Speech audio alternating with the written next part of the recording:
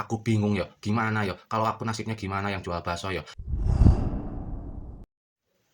Copyright, copyright, copyright, royalti.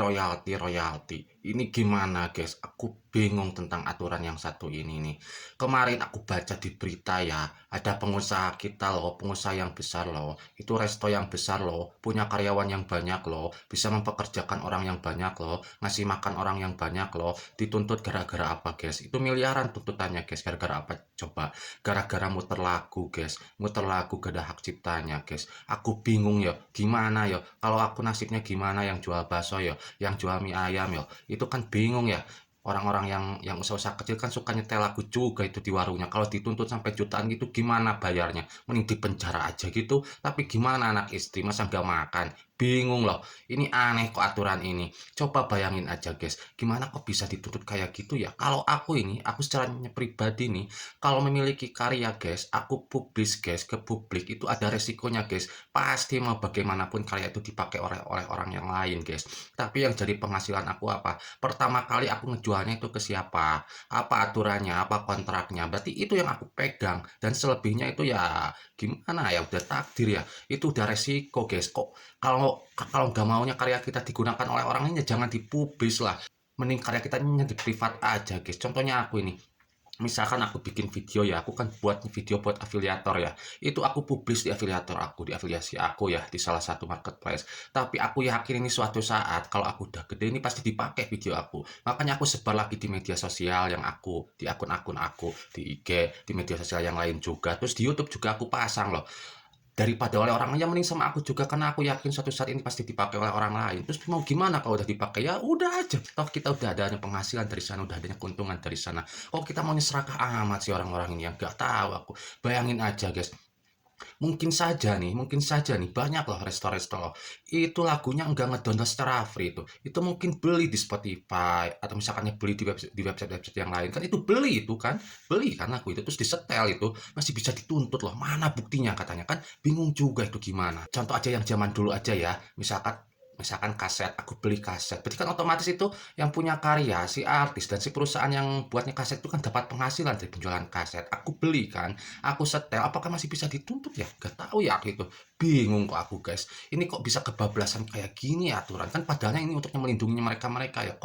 Tapi kok jadi kebablasan kayak gini? Malahan aku pernah lihat juga di YouTube yang kemarin-kemarin ada salah satu darinya gamer kita ya di content creator gamer yang cukup besar itu main game tapi kena copyright juga padahal kan beli itu gamenya kan aneh aku gimana kok bisa jadinya copyright ini nih aturannya kayak gimana sih seharusnya misalkan gini ya guys ya kalau aku misalkan ini nih aku buat peci ini nih aku buat peci aku jual peci ini kan otomatis kan hak penggunaannya itu oleh pembeli itu sepenuhnya lah mau mau peci ini dipakai mau dibuang mau dipakai buat artis kan itu kelihatan di televisi misalkan atau misalkan di media sosialnya atau di YouTube-nya kan pakai peci buatan aku tuh mana dapat hak cipta peci aku enggak kan kok sombong amat ya orang-orang itu ya aku heran deh guys coba aja banyak lagu-lagu ya guys ya kalau kita dengerin itu kan kok asa mirip dengan lagu apa gitu kan berarti itu dia kan pakai nada-nada orang lain itu ada misalkan mungkin satu bar atau dua bar karena bagaimanapun kan kita itu hidup ya manusia itu hidup ya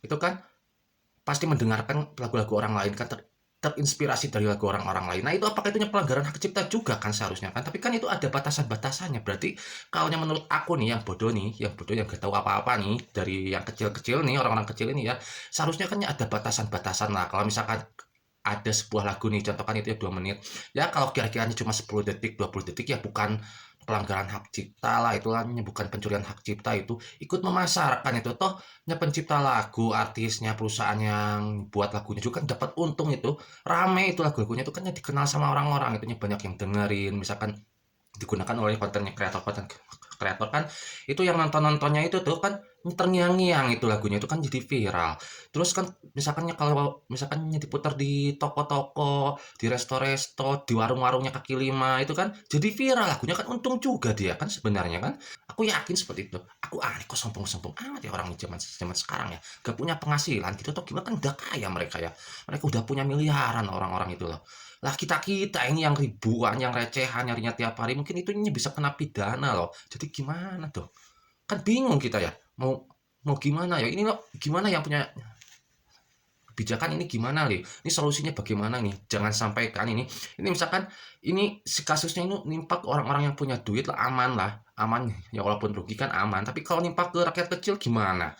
Misalkan ke tukang bakso, ke tukang mie ayam, misalkan di warung kecil, ini pelanggaran hak cipta ini bisa dituntut nih, dituntut jutaan rupiah mau bayar pakai apa? Mau bayar pakai bakso berapa mangkok? Mikir apa?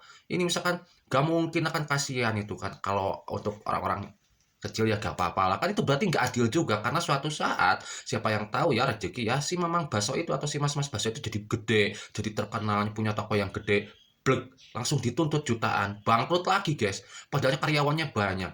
Sedangkan itu yang buat hak cipta itu ada berapa karyawannya itu? 10 orang ada 5 orang. Enggak lah, cuma dia sendiri loh.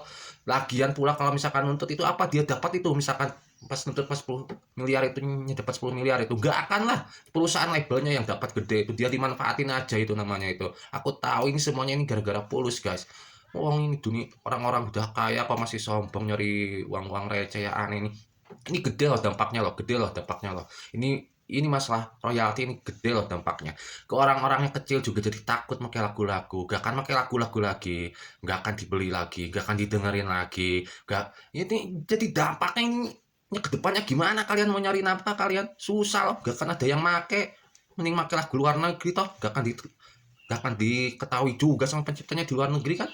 Coba gimana coba? Mau gimana coba? Ini gimana? Ini lembaga loh yang nuntutnya itu loh. Lembaga gede bukan lembaga kecil loh. Gak mikir apa gimana? Aku gak ngerti deh guys. Buta aku ini. Orang mudeng aku. Gak tahu lah ya. Ini gimana nih? Kalau gak salah di luar negeri itu ada yang namanya apanya? Free use atau bebas untuk menggunakan itu ada semacamnya aturan-aturan itu ada batasan-batasan di mana boleh untuk menggunakan karya orang lain sampai batasan-batasan tertentu guys. Nah kalau sampai batasan itu ya gak apa-apa lah digunakan, tapi kalau melewati batasan itu baru baru itu pelanggaran. Jadi kan bisa melindungi si pencipta karya terlindungi, yang menggunakan juganya terlindungi. Lah kalau gini gimana? Malas kita beli produk-produknya juga kan. Produknya gak laku, gak akan ada yang dengerin juga. Terus nantinya jadi runtuh industri kita. Apakah ini ada konspirasi dari luar negeri juga ya?